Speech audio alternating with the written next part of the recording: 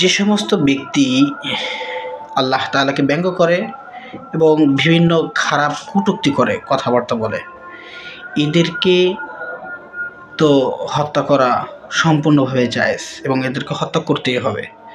এবং এদেরকে যারা সমর্থন করে, হ্যাঁ, যখন দেখা যায় একজন আল্লাহ তাআলাকে কটূক্তি করতেছে বা কোরআন পোড়ায় দিচ্ছে, আল্লাহ তাআলাকে অবিশ্বাস করতেছে, উল্টাপাল্টা কথা বলতেছে, এদেরকে যেমন হত্যা করা বৈধ আছে, এদেরকে যারা সমর্থন করে, এদেরকে যারা সাপোর্ট দেয়, এদেরকে হত্যা করা ঠিক একই হুকুম। অতএব আমরা কেউ আল্লাহ তাআলা এবং আল্লাহ রাসূল সাল্লাল্লাহু আলাইহি ওয়াসাল্লাম কোনো নবীকে এবং কোরআন বা অন্য যে কিতাবগুলো আছে কোনোগুলোকে অস্বীকার করার তো প্রশ্নই আসে না।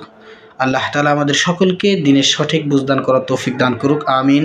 ওয়া আখিরু দাওয়ানা আনিল হামদুলিল্লাহি রাব্বিল আলামিন। আসসালামু আলাইকুম ওয়া রাহমাতুল্লাহ।